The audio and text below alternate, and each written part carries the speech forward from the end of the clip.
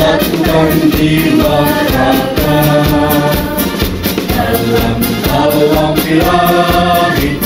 Bismillahirrahmanirrahim. Assalamualaikum warahmatullahi wabarakatuh. Alhamdulillahirabbil alamin wa bihi nasta'in wa ala umuri dunya waddin. Wassalatu wassalamu ala asyrafil anbiya'i wal mursalin wa ala alihi washabihi ajma'in. Amma ba'du. Rekan-rekan mahasiswa-mahasiswi yang saya banggakan, pertama-tama marilah kita panjatkan puji syukur kepada Allah Subhanahu wa taala, dan semoga kita semua selalu dalam rahmat dan lindungan Allah Subhanahu wa taala. Salawat serta salam semoga tercurah limpahkan ke junjungan kita, suri tauladan kita, Nabiullah Nabi Muhammad sallallahu alaihi wasallam. Rekan-rekan mahasiswa yang saya banggakan, dalam kesempatan ini kita di pertemuan kedua mata kuliah gambar teknik ini, tema pembahasan kita adalah tentang peralatan bahan gambar dasar teknik dan proyeksi. Di mana outline pembahasan kita pada kesempatan ini outline pembahasan pertama di video pertama, karena di dalam sesi kedua ini saya akan menyampaikan dua video pembelajaran.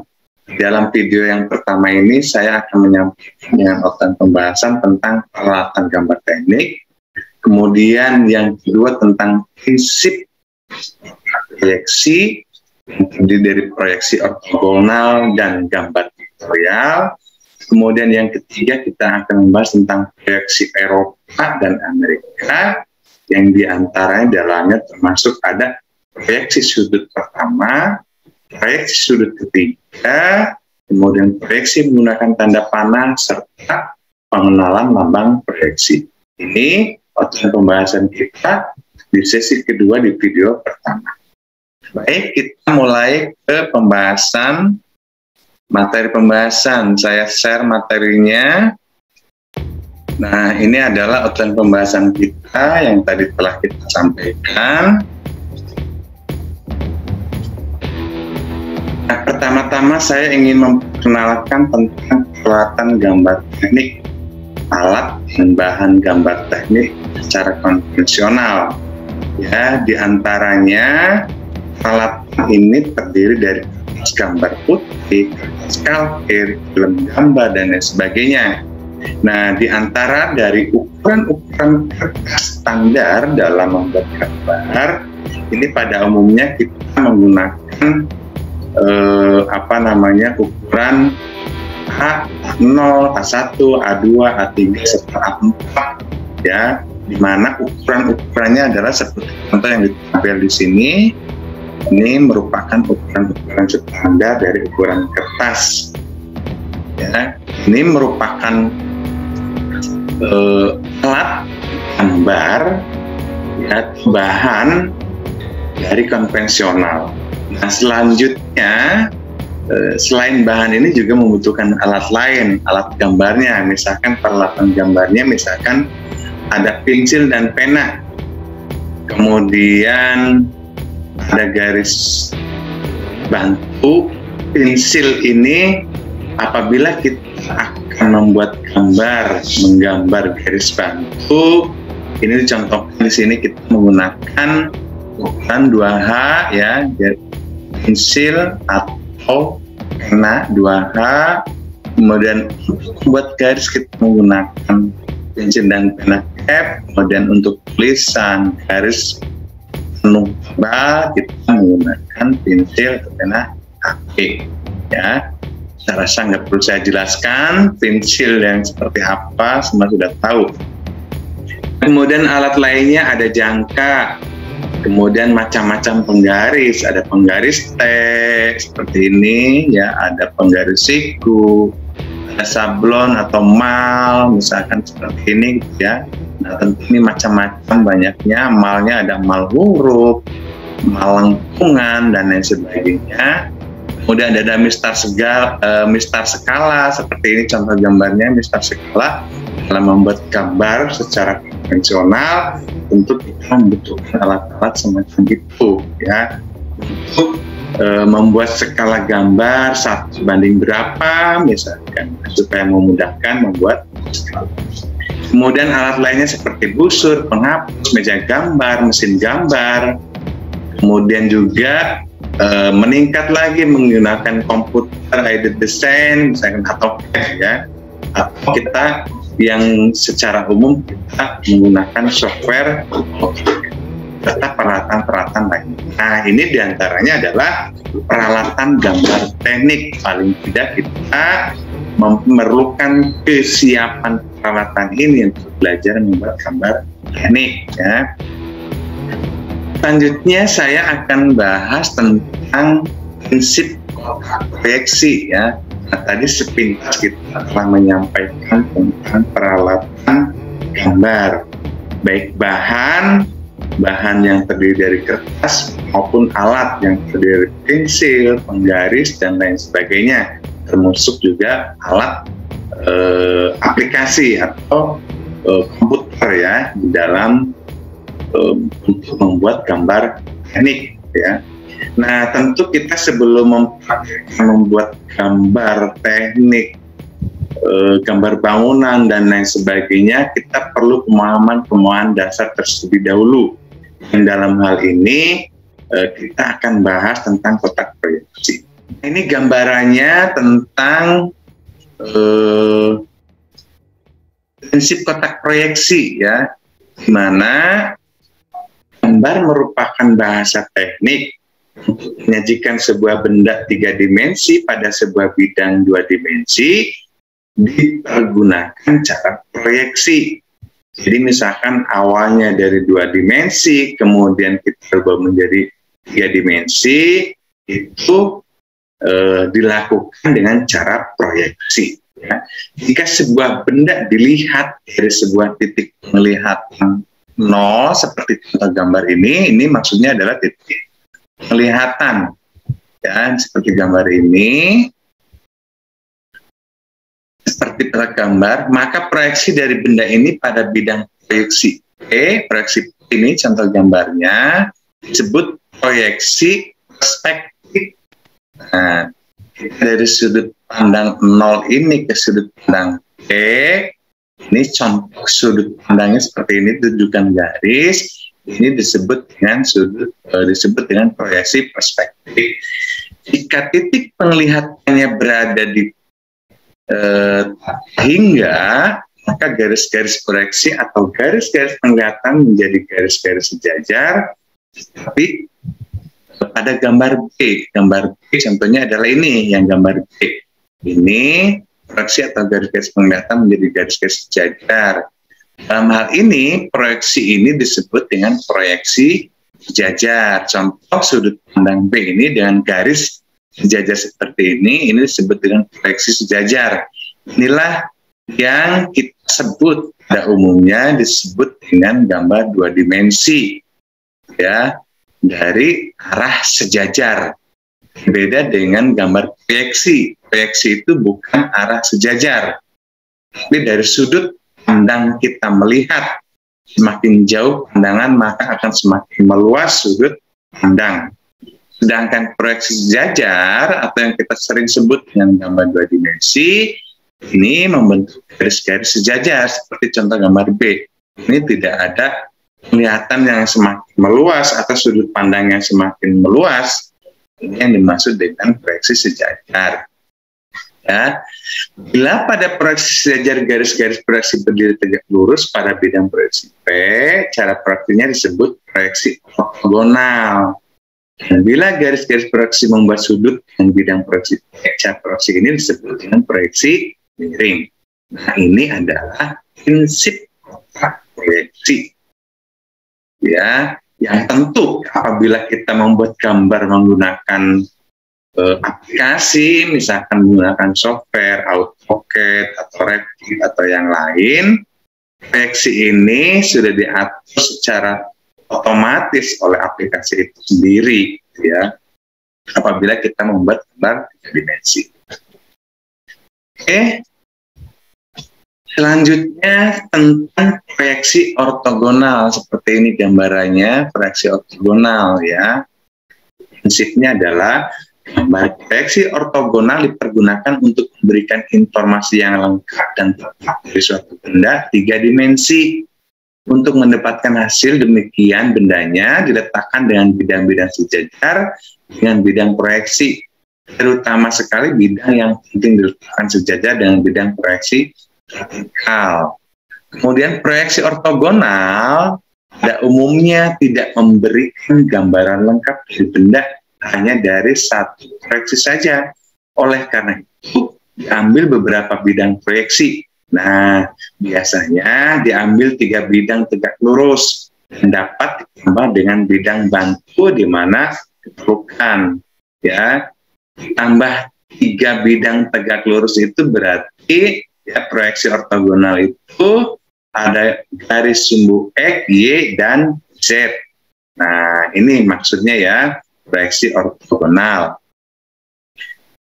Bendanya diproyeksikan secara ortogonal pada tiap-tiap bidang proyeksi untuk memperlihatkan benda tersebut pada bidang-bidang 2 dimensi.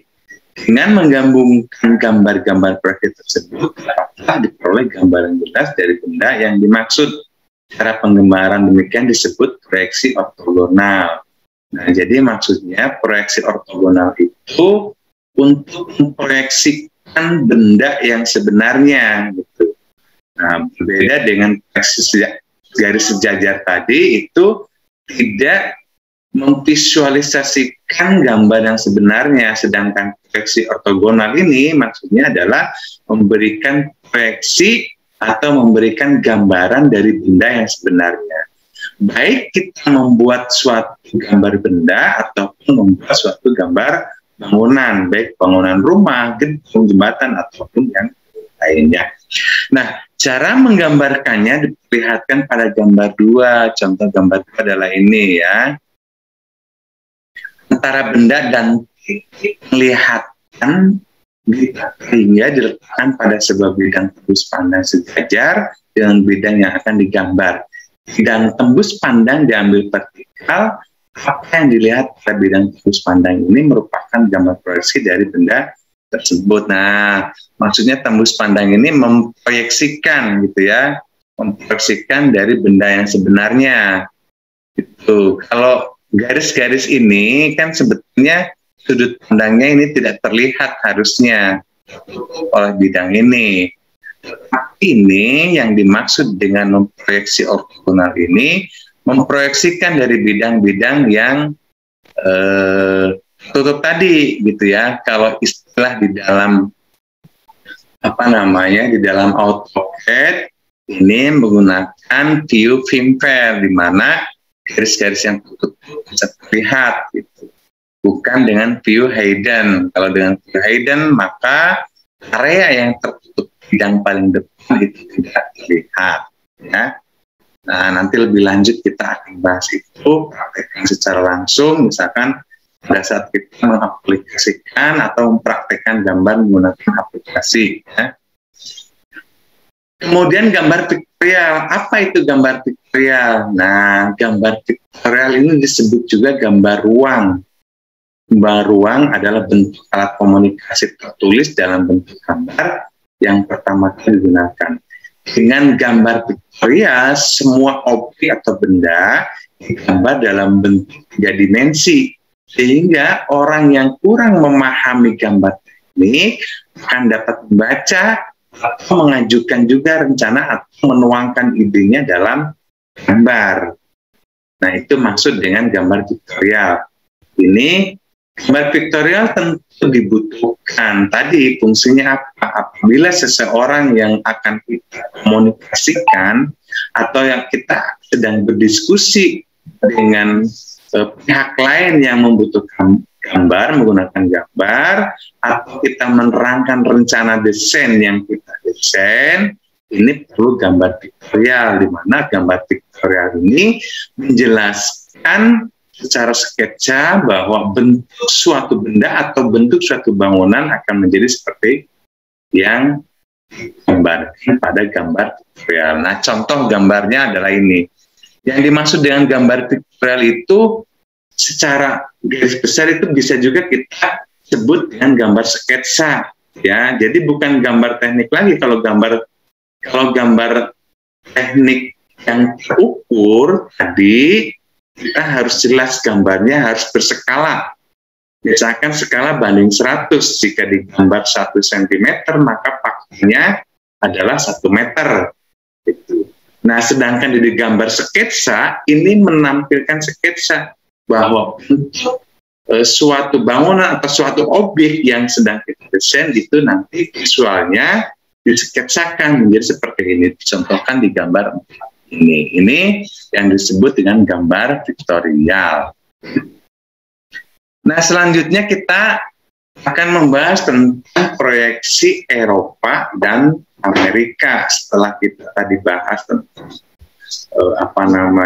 proyeksi ortogonal, vektorial, selanjutnya kita akan bahas tentang proyeksi Eropa dan Amerika. Apa sih yang membedakannya gitu? Nah, sebetulnya ini hanya untuk pemahaman dasar teman-teman mahasiswa sekalian gitu ya.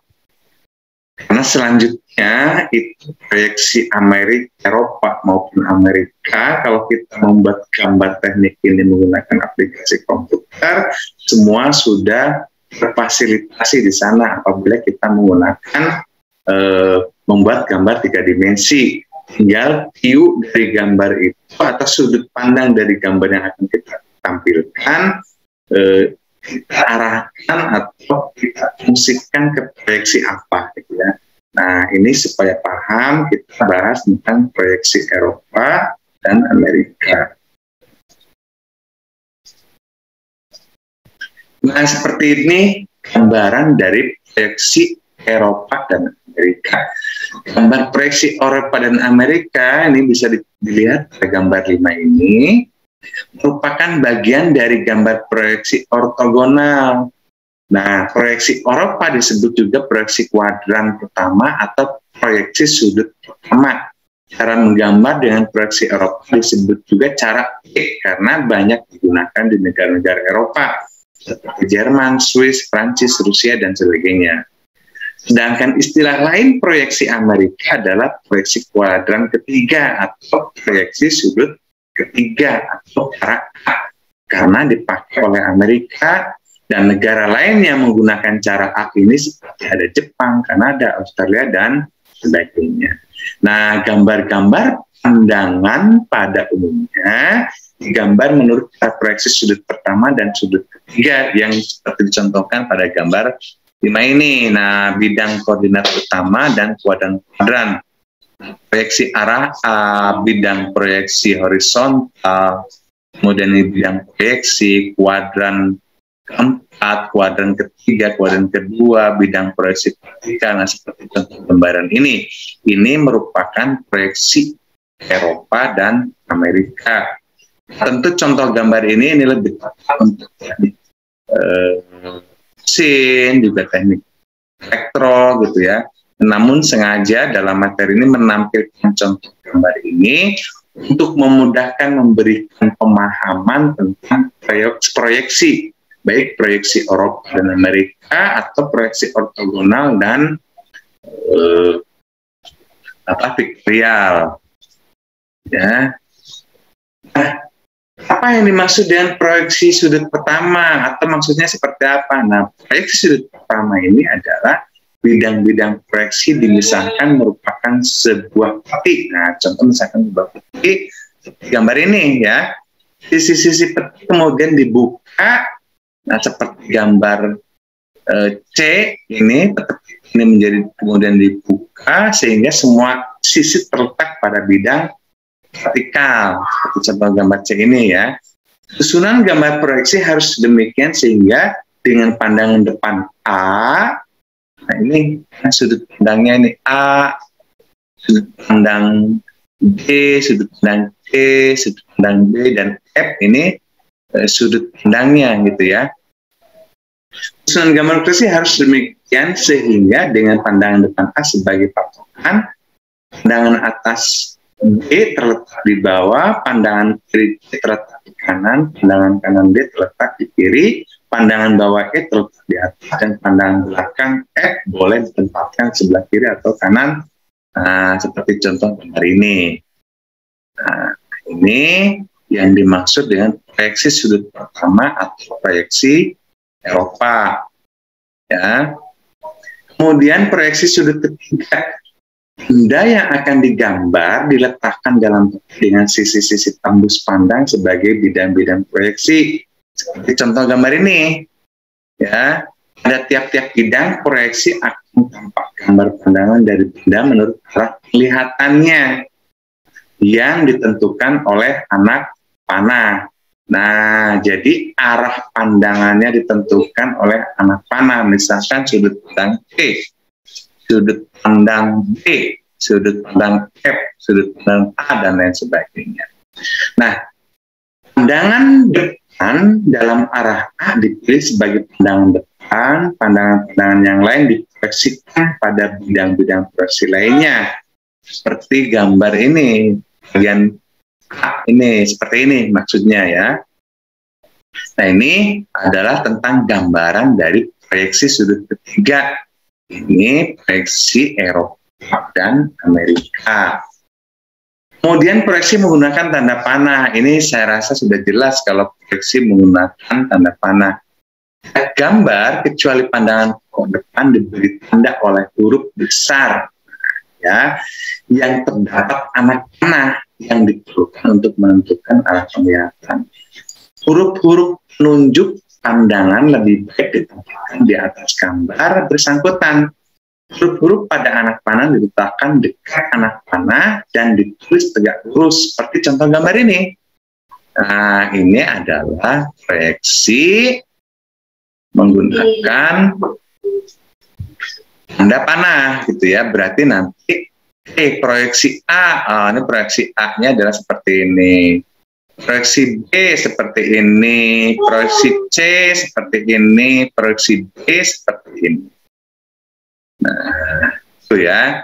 Berarti kalau di dalam gambar bangunan ini suatu benda kemudian digambarkan dari beberapa sudut pandang. Dari sudut pandang ini ditandai dengan anak panah.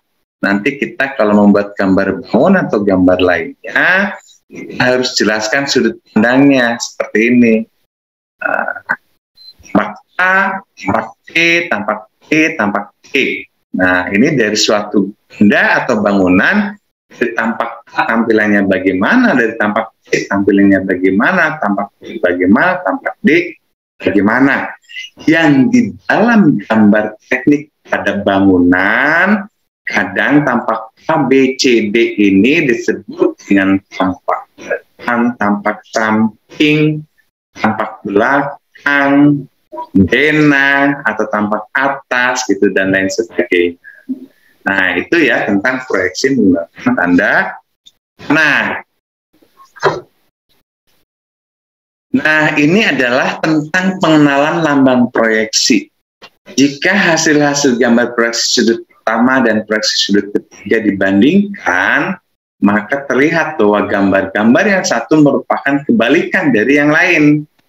Nah, kebalikan dari yang lain. Proyeksi sudut pertama dengan proyeksi sudut ketiga ini merupakan kebalikannya, gitu ya, kebalikan dari sudut pandangnya. Atau bisa saja kalau di dalam gambar bangunan ini proyeksi sudut pertama merupakan tampak depan, ya. Nah, tapi kalau proyeksi itu berarti kita proyeksi selanjutnya yang kita maksud masuk ke kategori proyeksi piktorial atau proyeksi ortogonal atau yang mana, gitu ya. Nah, akan tetapi di sini disebutkan proyeksi sudut pertama dan proyeksi sudut ketiga ini dimaksudnya adalah dengan sudut pandang yang beda. Jika suatu benda dilihat dari proyeksi sudut pertama menjadi seperti apa, kemudian jika kita lihat dari proyeksi sudut ketiga menjadi seperti apa. Nah, dua cara proyeksi tidak dapat digunakan secara bersamaan dalam satu gambar, karena akan berbeda tampilan. Ya, nah, jadi kalau kita membuat gambar proyeksi sudut pertama, ya nggak bisa dalam satu gambar ini membuat sudut pertama dan proyeksi sudut ketiga, karena ini merupakan gambar yang berlawanan. atau bisa kita katakan proyeksi sudut pertama dari depan pandangannya, proyeksi sudut ketiga itu dari belakang. Nah, seperti ini contoh gambaran, ya, gambarannya proyeksi sudut pertama dan proyeksi sudut ketiga.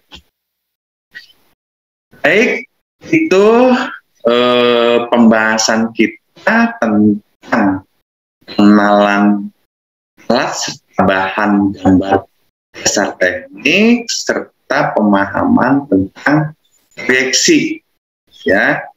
Nah, ini di video pertama sesi kedua ini kita bahas bahas tentang proyeksi Eropa dan Amerika, di mana kita akan bahas kemudian di video kedua akan kita lanjutkan tentang proyeksi-proyeksi yang lain selain proyeksi ortogonal, kemudian vektorial, proyeksi Eropa dan Amerika, kita akan bahas proyeksi lain. Di video pertama saya rasa kita cukupkan pembahasannya, kurang lebihnya mohon dimaafkan. Kemudian saya akhiri, billahi taufiq wal hidayah, walakum minkum.